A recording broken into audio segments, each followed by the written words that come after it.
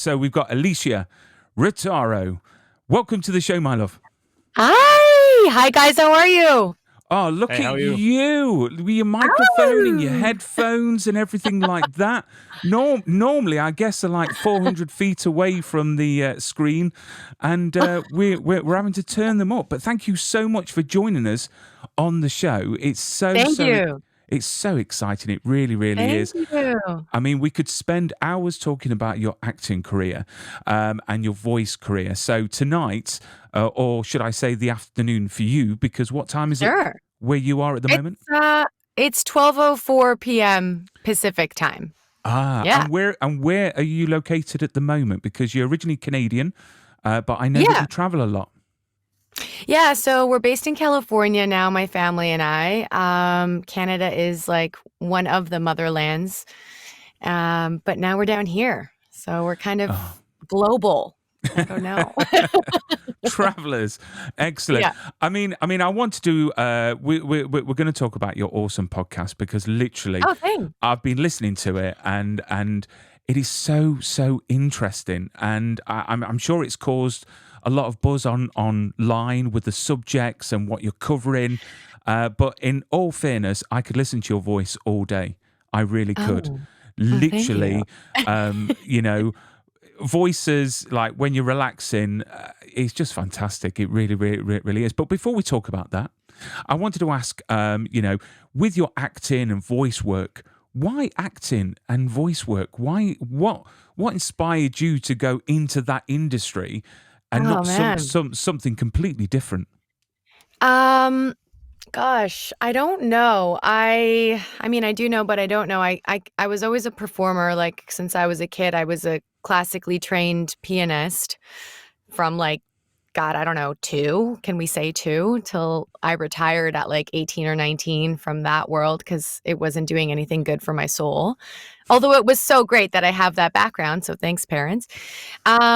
And then I was always on stage, like in theater and high school, like I was performing all the time. And then I got a major. I have a bachelor's of fine arts in theater performance from the university I studied at. And I didn't really think it would be a career. I thought I could just do it and focus on other things that were more career appropriate from like, the Eastern Euro family mentality of like, go be a doctor, go be a lawyer, go be an engineer.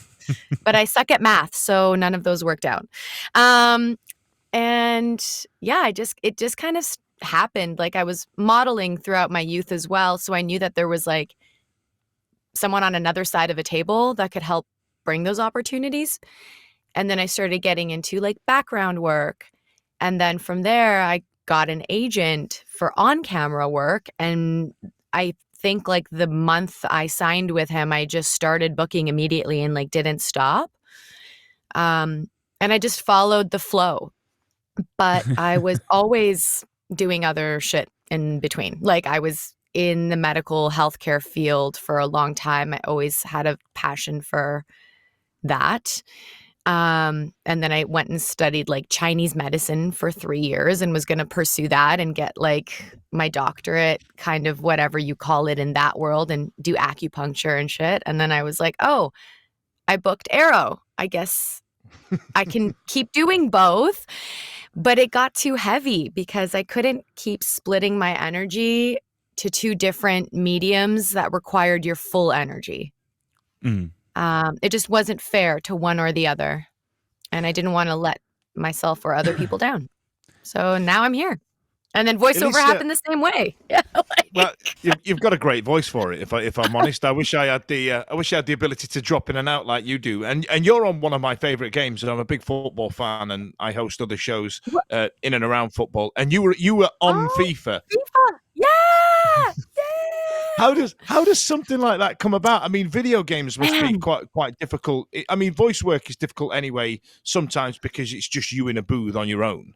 But then when you're doing voiceover work for a video game, you don't really know what's happening. That must be really difficult, right? I mean, a lot more than what you need to know because you have to know it. That was one of the most riveting experiences of my life. I got to work with the team on that game for many, many, many years, and I did voice and performance capture for them. And when I found that medium, I was like, I have goosebumps, which you can't see right now, but I was just like, I love being in what they call the volume. And it was another audition that came my way through one of my mentors up in Vancouver, who started me on my voiceover career, actually, Alistair Abel. And I booked it and I was like, holy shit, like, what's this going to be? And I've never done it. Like, you're in a... Being from that side of the world, you must have, did you understand the gravitas of how big this game is and how big soccer is as a... You don't know. You really don't know the worldly impact you're getting into, especially with games, because everything is so NDA. They don't say shit. You have to sign all this paperwork. They don't even have the name of the game. Like right now, for example, like I'm working on a project. I don't even know what it's called. Like for a video game that's going to be huge, but no one knows what it's called. Well, we don't know. Like they haven't told us for those reasons, because you don't want to leak stuff. But then is that fair? Because this game or this project that you're working on could be absolutely enormous. So they tell you ish. Yeah, because I was going to say, because if they pay you X amount for working on it, and it's massive, you're thinking, wait a second, I could have got a bit more out of that. I know, right? There's like the producer brain. You always want to have that leverage, but that's what your team is for, to help hopefully play that angle for you. Like, you have to have a strong team that you're aligned with, but sometimes you just don't have that pull and you just don't know because no one really knows. But with that game in particular, like I didn't know that I was going to keep coming back and back and back. And it was the first time in my career that I had been written in and back again. Does that make sense? Like the writer... It was for you. Yes. And I've never had that before. It felt like the biggest homage and compliment. And like, I, once again, have goosebumps you can't see, but it was like weird to accept that someone was like, hey, we love working with you. You're doing a great job. We love your character and what you've done with it. We want to write more for you. And I was like, what? Okay, I guess this is what happens, maybe. So it was an interesting thing. And like just playing in that medium. I don't know if you guys have ever been live in a motion capture studio, but it's cool. Like you're in a Velcro kind of like full on bodysuit onesie with like however each studio articulates their capture. But like this one, you have little like iridescent balls that glow off the light and like a face scan and dots, like a face cam. It's really cool. It's really wild and it's so much fun. It's a mix of theater and film and voice work, right? Like it's all united. So it's cool. Like I can't wait to get back on a project again that will do all of that. That sounds like a fun night out, to be honest, Dan, doesn't it? You know what I mean? Get like a suit on and get all these balls on us. Glowing balls on your body. Yeah. Exactly. Yeah, write it down, Dan. Write it down. I mean, obviously, your life changed a few years ago with the introduction of Nova, your little one. So how difficult has that work-life balance been, and how easy is it to do voice work compared to on-camera work now that you're a mom? Yeah. You know what? I've always been a person of like, let's find a balance point and make it happen no matter what. I am not going to lie. I'm pretty candid about the whole pregnancy journey and what I went through with my body. You use it as your main tool in performance, period. In the booth, on camera, directing, whatever you're doing. So it was a really psychological, like, I don't know if I'm allowed to swear here, but like mind fuck, you can beep it out. But for me, it was like a total mind fuck because I'm a very active actor, like physically active actor. Like I like to perform a lot of my own action scenes when I can and when the stunt coordinator allows it. So that was first and foremost my thought of like, oh shit, like I'm not going to be able to ride a horse anymore or throw myself on the ground or take that hit or do any of, you know what I mean? Like I was like, I'm going to kill my baby. And then same in the booth, like I stand when I work to exude the maximum amount of like performance I can. Sitting in a chair sucks the life, I think, out of performance. So I mean, I'm sitting in a chair now, but we're having a different kind of conversation. But it was really weird. Like I mentally struggled for a little while of like, okay, this is my new life, this is my new thing. But it worked out. I literally was on a set every month shooting a movie from like conception all the way until like I had to like move back to the US 2 months before she popped out. So I was like, sweet, thanks, universe. And then voiceover was always there. Like I'm in my booth right now with you guys. I've been very blessed, and I know that I've been very fortunate, and I have 2 home studios in both countries. So I can do my work seamlessly in a way, if that makes sense. But I do miss going in person. It's just a little bit different now because I do love that I can step into my office and that my little amoeba's like outside in her office, you know, her little toddler office. And then we can meet for lunch or like after she naps or whatever and like put it in the calendar. I mean, I've got to say your booth is amazing. If you check out Thanks. Elysia's Instagram account, you've got your tour of your booth in there. And Yeah. I wanted to ask, what's the story behind? Is it a dollar note that you've got on your mic stand? It's like a cheesy $1 million. I don't even know where I got this. It's like $1 million bill that's like, it's fake, you know what I mean? But I just have it there because my husband one day was like playing with our stupid label maker and put a thing on top of my desktop, and he's like, make the monies.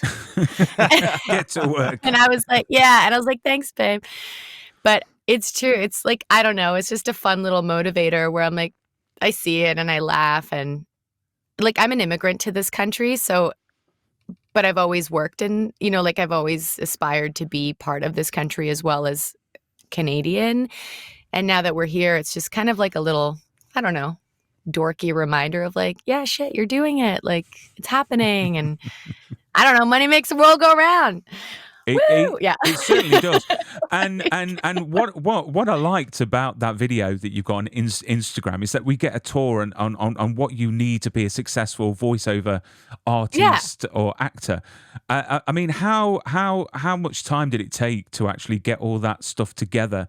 What we're seeing on that screen, the lovely Newman mic, which the capsules are amazing. They really, really are. It's like my dream mic to have. Dan's just using one from the pound shop. Listen, this is a classic microphone. This is an SM58. This has been everywhere across the world, this microphone. I've taken it absolutely. I think I've had it now for about 15 years, and it's the best one. I've tried and buy new ones all the time, but they all sound tinny and they all sound echoey. This one's Old Faithful. That's its name now. Yes. That's its name. Dude, that's awesome. I have like I can't really do this anymore because I got in trouble at customs, but I carried my mics around with me in like a, padded suitcase because I have a bunch. I have like a 416. I have a shotgun mic is what they call it. And I learned my lesson crossing security. And then I have this guy. I love my Neumanns. They're the best. I need to get a U87, but we'll let that linger. But I mean, it's taken years. The booth alone, I sourced out through one of my colleagues because he had one up in Vancouver. And one of my friends was like, you got to get this booth. It's so slick and like so sexy. And I'm like, ooh, yeah. And I saw it and was like, yeah. So I reached out to the company. They're called Studio Bricks. They're made in Spain. That's a huge investment. So for anyone really like listening that's like, oh, what kind of booth are you? And I'm like, well, get a small business loan if you don't have the monetary means. It's not cheap. Like I don't do this as a side hustle. And even if I did, I'd probably still level up and buy the top of the line stuff just to start, because I've found throughout the years, if you're buying at a medium or lower level, you're going to get better, and then your gear has to consistently get better. So why not just set your standards high out of the gates, because you're going to be a boss, and fucking go for the big ones, like right out of the door if this is what you want to do. But that's just my mentality of things. Like I just like to go big and go home and just be better and be better and be better. And I need my gear to support it. And God, I've been in the booth since 2010 is when my career started in the booth. So however long that is. But you just have to geek out a little bit and talk to your resources and your friends. And I always look at the people that are doing better than I am, and really try to probe them in a way that's not invasive, right? There's only so much you can divulge about your craft, but you can't put the talent in the body. And you can train it and get the skills, but it's also a drive. Like, you have to have that fire and you have to have that curiosity. You know what I'm trying to say? Like, you have, it's like it's a different beast, like the self-motivation, right? I think it was on the Joe Rogan podcast, and he said, if you want to be successful, you have to be, and I'm quoting him now, and don't get me wrong, this is not me being a Joe Rogan advocate. I don't really agree with him 100% of the time, but I think he said, in order to be successful, you have to be an absolute fucking savage. And then when he got questioned about it, he said, look at the president of the United States. He said, Donald Trump is an asshole, but I tell you what, he's the president. And you kind of go, Joe Rogan, you and your controversial takes. And then after about a week, I sat there and went, shit, he's right. Like, these people that don't really give a shit about anybody else are the ones that are successful. And you're kind of like, oh no, but I want to be successful. I want to have ethics and morals, and I want to be the right person. But you can be a successful non-D-bag.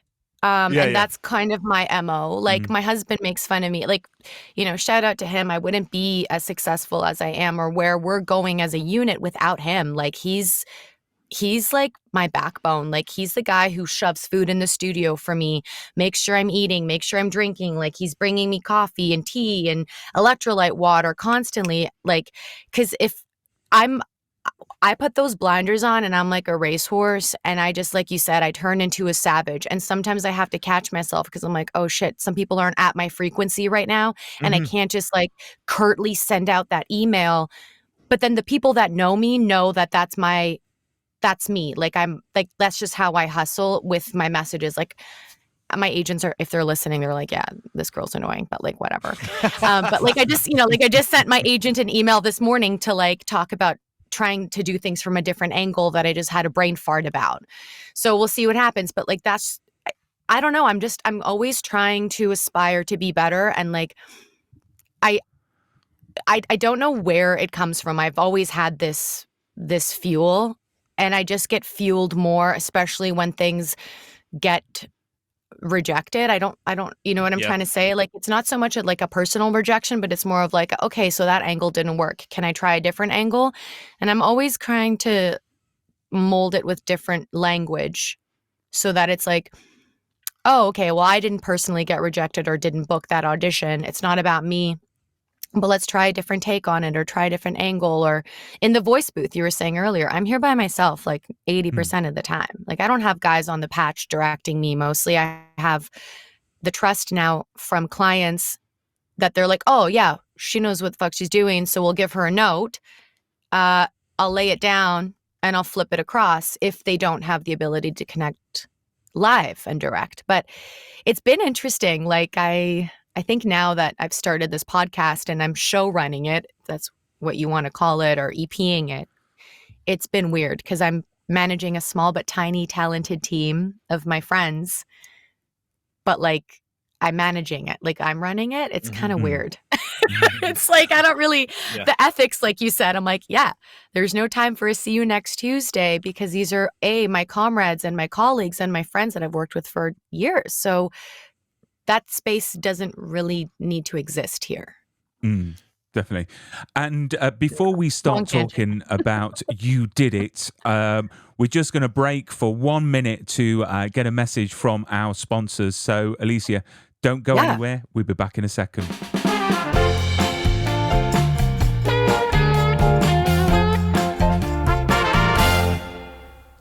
So this is a message for our sponsors, which is propstore.com. You're smiling already because you know what's coming. I know what's coming, and I'm very excited about it. So basically, propstore.com is the only place to get your screen use props and costumes from your favorite movies or TV shows out there. So visit their website, which is propstore.com. And Propstore has given me a really good code. And can I just say, on Elysia's podcast, she has sponsors, and she has an awesome code, which is you did it. The but name my of the show. code for all the viewers, if you want to What is it, Brian? Tell us the code. Tell us the code, Brian. If you want to get 10% off the buy now section, the code is Brian10. They couldn't give me a cool code. They couldn't give me Be More Super. No, it's Brian10. So Brian10 will get you 10% off at the buy now section. So grab yourself an awesome prop or costume piece from propstore.com. But let's get back. Sorry. Hang on. What does that get me? If I tap in Brian10, what does that get me? Sorry, I completely took away from the sponsors there. What does it get me? It gets you 10% off the buy now section. So you could buy the gladiator sword that Russell Crowe was waving about. Honestly, yeah. This place I need to buy that for my husband. Literally, the first time I went to the prop store headquarters in London, I opened the door and I knocked a big mannequin, like literally near enough over, and I caught it and I put it back up. And Tim Laws, who's the general manager, said, well, you're lucky you didn't break it because you would have to pay for it. And I said, what is it? And he said, it's the screen use Russell Crowe gladiator costume. But it's a place where you can get like literally anything from any film or TV show that's been screen worn. So who knows? And if it's like 10 grand and you entered, it's Brian more than 10 grand. Yeah, well, I know. I'm just spitballing numbers here, but I can imagine it not being cheap. 10 grand. Yeah, you get 100. You get off it. Is it? I'm writing your code down. 10%. No. You get $1,000 off. Grand. Matt has evaded this show. Quick, move on. I'll play you out, Brian. Do you know what? I had that today. Honestly, I've had a long day. My 10-year-old came home quite emotional. So I've been dealing with emotions at the moment. But let's talk about You Did It, which is an awesome podcast. There we go. I've got a little artwork on there. If you could tell us a bit about the podcast and what inspired you to start it. Oh man. Honestly, in a small form, I had my kid, cool. I was pregnant, cool. I was working with some brands, which was wonderful. And I got to kind of test out a bunch of stuff, right? Like I was like, oh, this works. We like this. This isn't really our vibe, whatever. Then, of course, kids stuff came into the ether once BB popped out. And then a bunch of my friends were like, yo, what's this? How did you like this? What's your thing here? Like all these text messages, all these DMs, all these things. And I found that I was taking up like this time in my life. And then my husband's like, what are you doing all the time? And I'm like, oh, I'm just shooting this out to a friend, or this person was asking this. Was at the airport one day, a girlfriend called. She had a baby on the way. We ended up talking for an hour and a half. This guy overheard the whole conversation because I guess I'm loud and passionate. I call myself passionate. And then ended up being my seat partner on the plane. And he's like, so I heard everything. What do you do for a living? And I'm like, well, why? Like, okay. He's like, I don't know, but whatever you said was awesome. And I liked the way you talked about everything.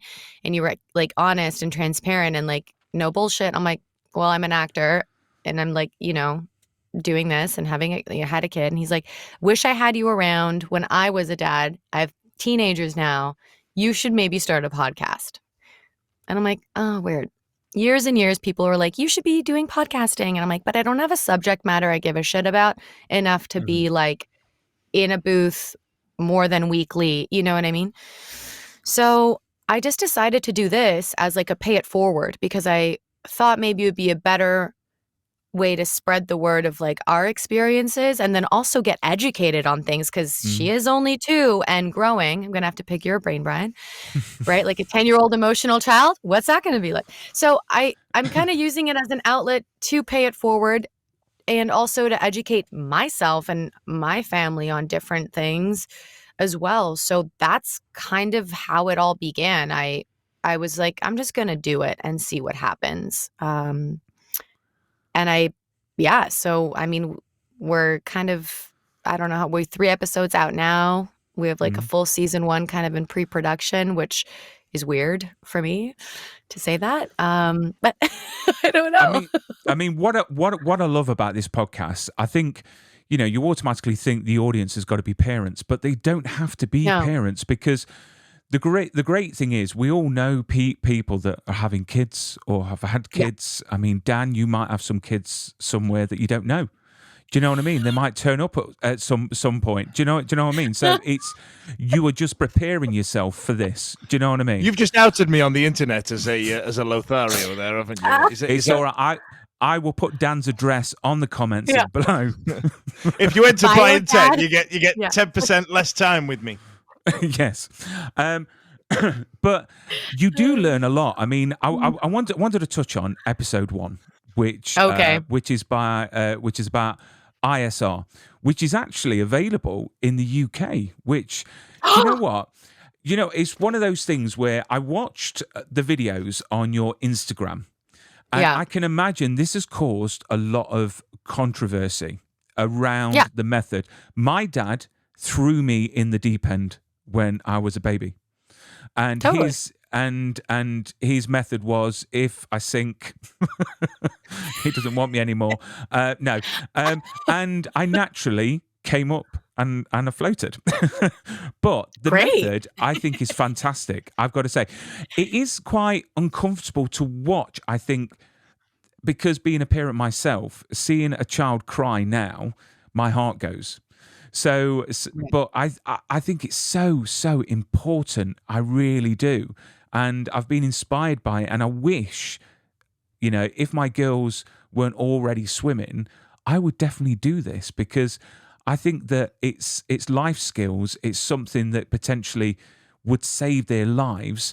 I mean, what inspired you to take your child to this ISR, and have you had any negative feedback from it? Because I can imagine that there are people out there, trolls, that decide to put their 10 pence in. And how have you dealt with that? I love me my good trolls, my Karens and my Kevins. They all just need a hug. And I think social media has just been a really beautiful outlet for those people, because now they can finally share their trollness and feel safe. Yay. So sending love. We got her in ISR because we moved to a home that had a pool. And I'm probably going to get shat on for this, but we didn't want to get a pool fence.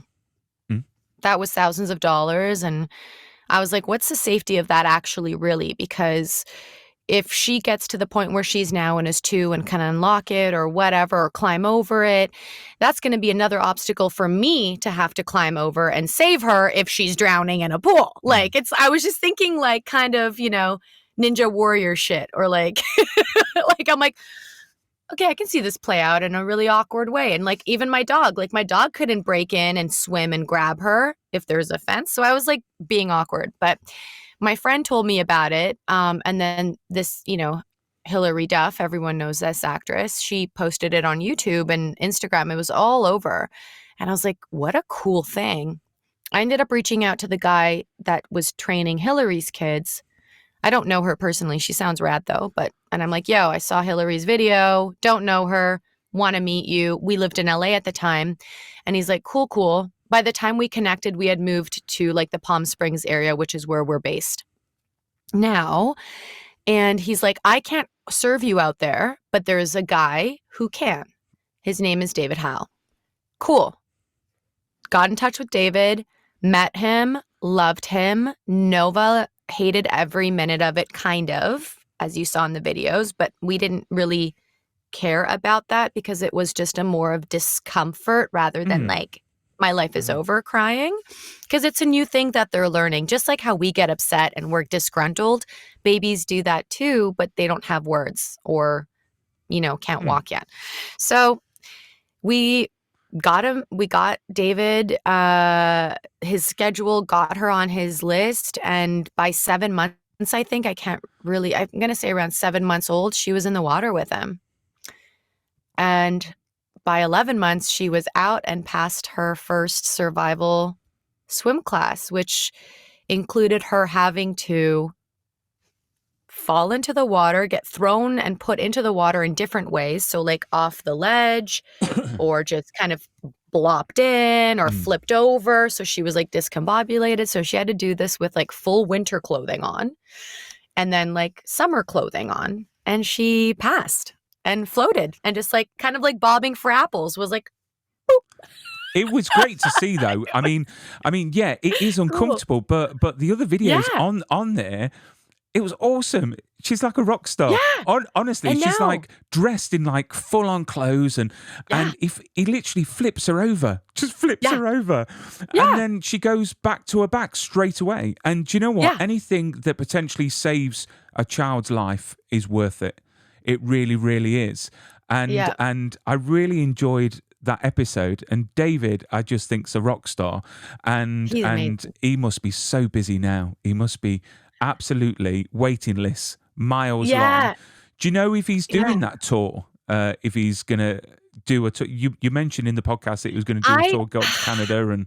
Man, I want him to get up there to either train kids or train someone or something, because it's amazing you just told me that it's in the UK, because there's parts of the world that's not, that's one of the reasons I kind of wanted this podcast to come out too, because there's things in the US that don't really transmute to other parts, and same with the other parts in the world, like they don't transmute down here. But I'm trying to see like where that disconnect might be. Is it the lack of education? Is it the lack of people? Is it weird, like country things, like there's like the FDA versus like European foods. You know what I'm trying to say? Like those boards, like what's blocking it? So with him, I asked him, I'm like, would you come to Vancouver, for example? And he's like, yeah, if there's a pool and like a list of people and I can take time, done.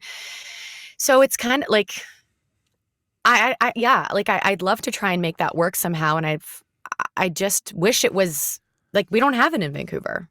I don't know why. We don't have it in Toronto in Canada. I don't know why. It's on Australia, UK now that you said. That's awesome to know.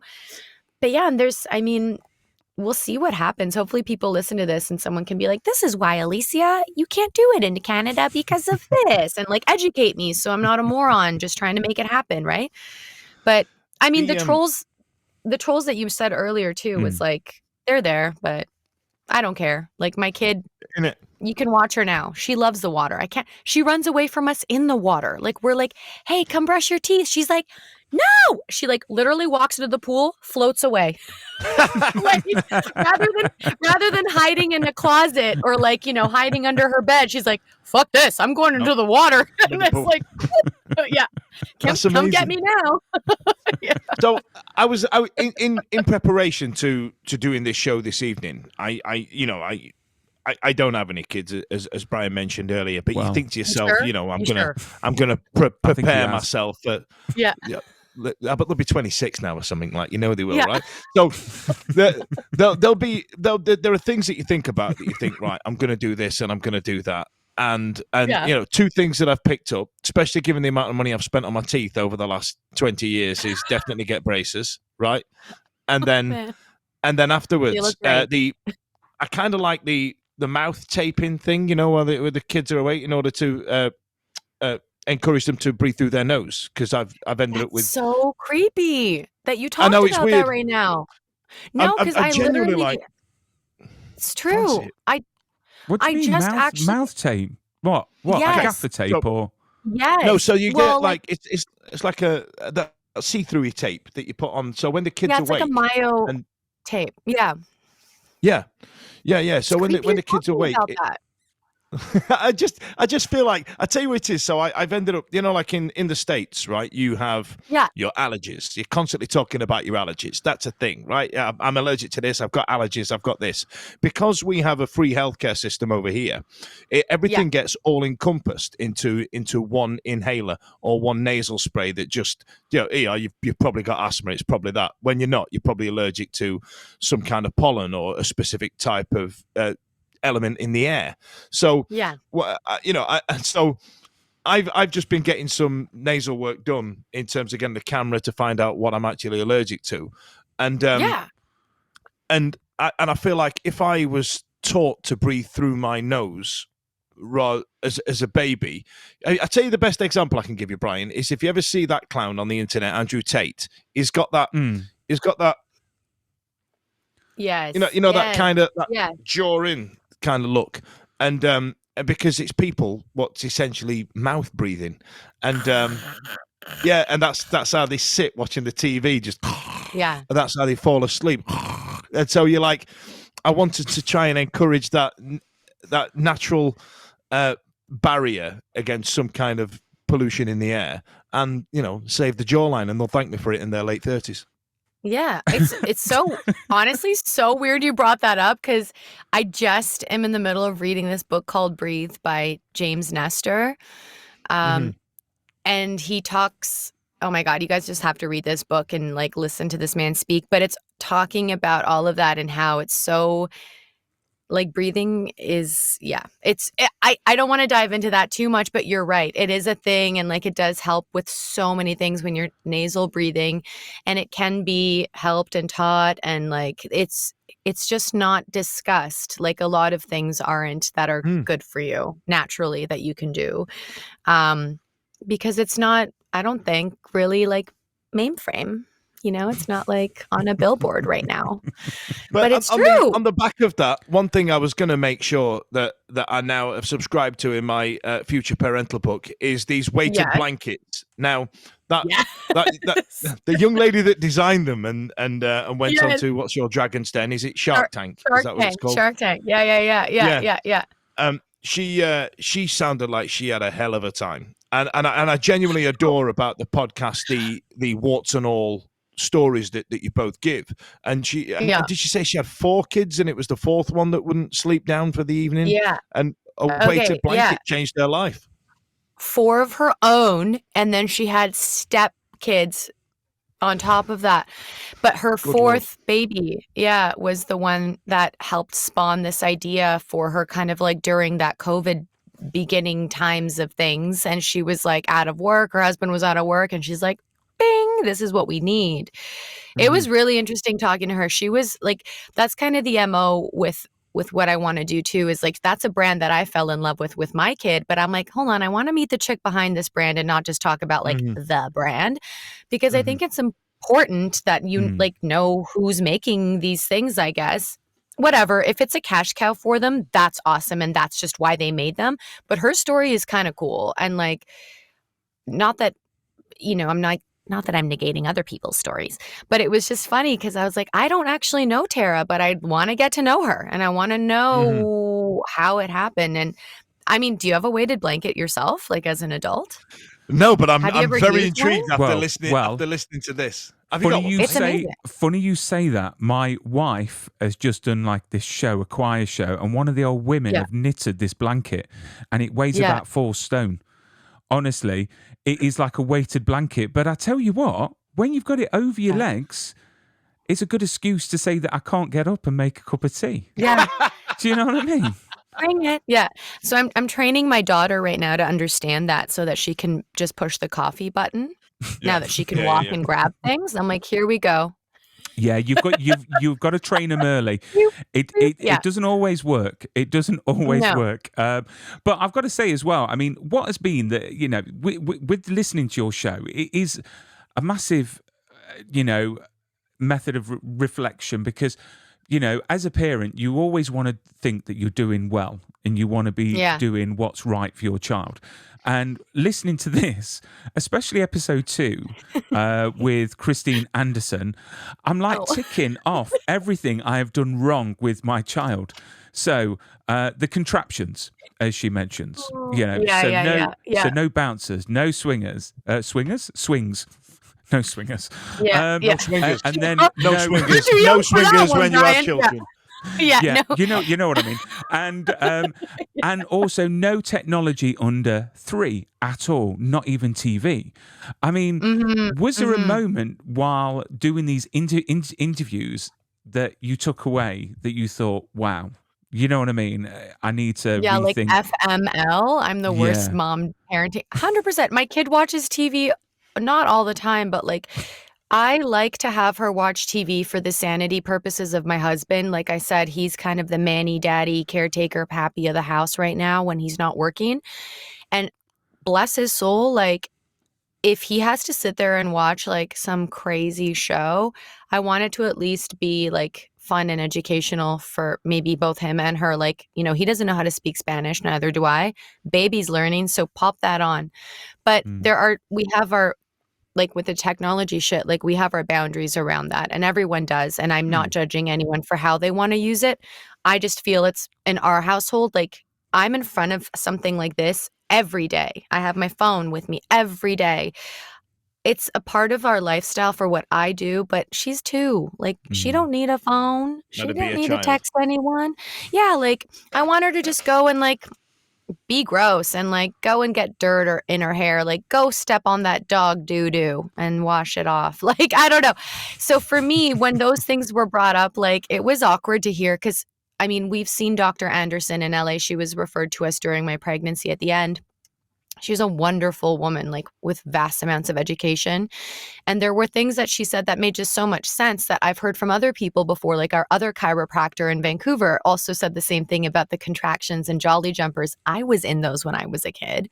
But when you think about it from a biological, like kinesthetic perspective, especially if you don't have that background, I have a little bit of it, it really makes sense. Like you don't want to be putting like that gravity of a body on hips that are just developing when they can't hold them up themselves on their own. And that's kind of the layman way that I was, you know, she educated me on it. I'm like, oh, yeah, that makes sense. Like, why would I do that? Like, why would I put all this weight on these 2 little hip joints that can't even support themselves yet? So just things like that were really enlightening. And I mean, she was dope. She was like, this is how you help realign your kid, like hold her upside down. And I'm like, yeah. So we did this thing with Evie. That is what I do with my 6-year-old. She's just turned 6 on Sunday. Yeah. Every time I come home from work, Happy she's like, belated. Daddy, and she'll do a handstand, and then I've got to pick her up by the ankles, and then I do a workout. It's great, and she loves it. It's kind of it's My wife Getting hates them it. gains. And then today I've leveled up. So what I do now, I chuck her like by the ankles higher and let go, and then catch her, and then you know what I mean. It's great fun. Well, I mean, not that I'm a doctor, but what I was kind of told on that is that it helps unwind their nervous system. It's like, whoa, okay, it just kind of gives like it kind of resets everything. I don't know if have you guys ever been in those inverted chairs? No, but Or I've like, been on a bungee, and that that's certainly aggressive. reset a lot of stuff. Yeah. I was walking differently for a few days afterwards. Yeah, there's a lot of things attached to a lot of things, isn't there? And you're not ready for that, are you? Because you think to yourself, right, I'm doing a bungee jump, and this is attached to my ankles, right? It's attached to my ankles. Its ankles going to take all the weight. You brace yourself for the ankles, and then the point gets to the biggest extension, and you go, "That's not my ankles. That's not my ankles. I'm not having fun anymore." I've never done one. I've never tried, so I don't know. Oh, you got to. I don't really know. Elysia, you've already had a child. You don't need your innards rearranging again in a different way. You know what I mean? Yeah, legit. Yeah, and other things. And have you got any more planned? Would you like more in the future, or is one I enough? don't know. My husband's like, I'm good with one. We didn't really count on having one anyway. Like, it was funny because I say funny because there's a lot of people struggling with having kids these days, so I shouldn't say funny. But for us, it was funny because I was like, oh, let's just try. Like, I'm getting older. You know, like my female clock is ticking. And also just with what I do for work, like I didn't want to be too tired and bogged down and have like a kid sucking on my tit while I'm on set and I'm like 42. Not that that's bad, but like for me, I was like, oh man, like that's a lot, you know? So I think we'll see what, you know, we joke about it now. We're like, if it happens naturally, cool, like we'll see and hope everything goes well, but we're not really like sticking it in and leaving it in on purpose these days. You know what I mean? But we're, that's always my favorite thing, isn't it? Where they go, oh, we're trying. What do you mean we're trying? Like, if you genuinely think of that as an actual visual thing, oh, we're trying for a baby. So essentially what you've just said at the dinner table is we're just leaving it in. We're just raw dogging it and leaving it in. All right, Sal, that's some lovely dinner time to chat there, isn't it? Yeah. And So- sorry, I'm thinking. So right. TMI. So Love you, Ryan. Ryan, your husband. What was he like at the birth? Did he step up? Was he a good birthing partner? Oh shit, he's amazing. Yeah, he was there. We had a birth that was like a natural birth in a birthing center. I don't know how he's actually sidebar. He's actually born in the UK in Birkenhead. His dad lives in Liverpool. Oh wow. Is he Scouse? Does he have that accent? He has that accent. He lives in the Wirral. Do you know where the Wirral is? Wirral. The Wirral. Good ace. The Wirral. There you go. Yeah. Good old Ray. Yeah, so he back to the story. Yeah, so he was there. We had a doula, and he fucking killed it. He's awesome, man. Like, I hope, there's like no words to express how amazing of a partner he is, and like a lover, a partner, a friend, a husband, a daddy. Like, he's the shit. And like, when it came down to it, he was so present. But you have to understand, like, he was in a room with 4 women. And it was like, right, I don't know if you were there for the birth of your kids, but like it was like primal as fuck, like balls to the wall, however you want to visualize it. Like, it was just so like WWE savage raw monster truck rally shit, like everything combined.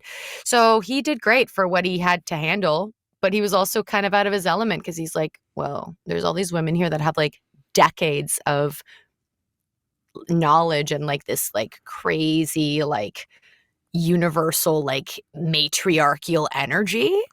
So I caught glimpses of him kind of in a corner, just like, okay, like watching and observing. But when our doula was like, went down the business end. You know what? No, Dan, Dan, I actually helped birth my first daughter. I actually held her as she came out.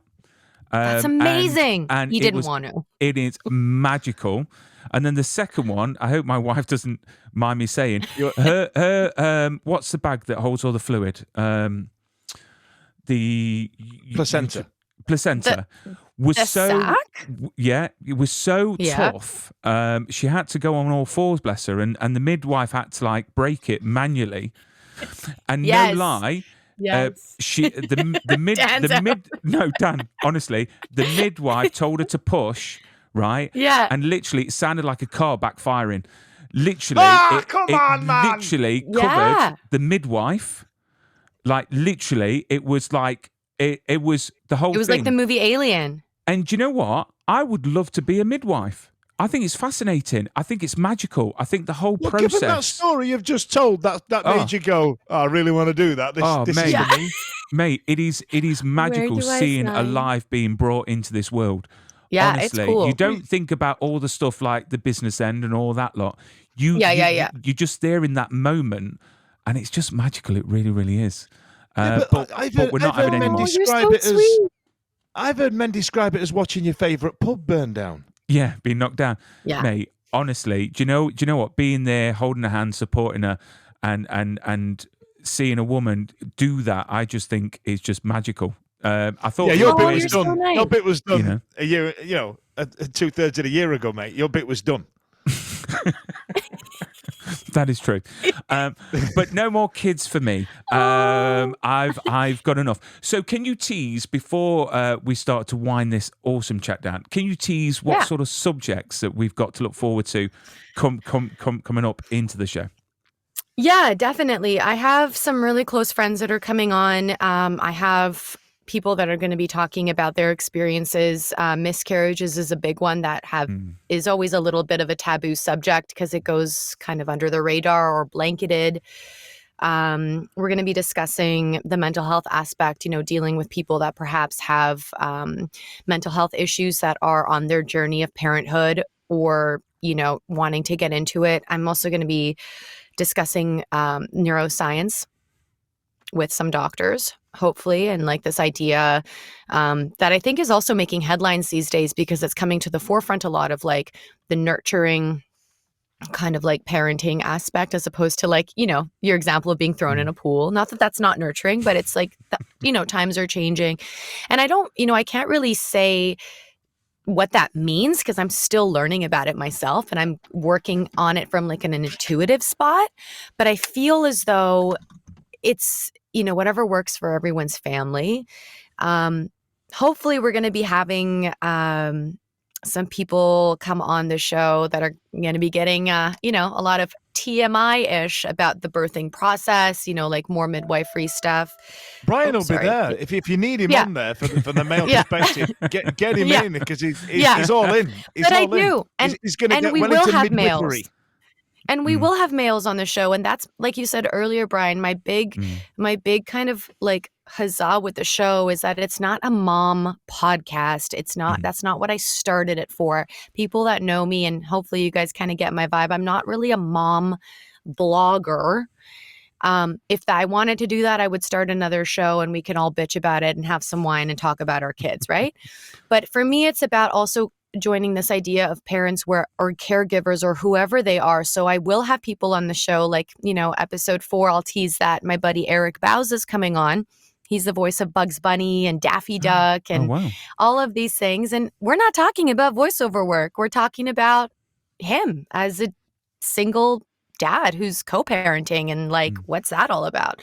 So I want to like take it to a bigger range of guests because I think everyone's story should kind of be shared, not just being a mom. Not that that's a bad thing. Being a mom's cool, but what about being a dad?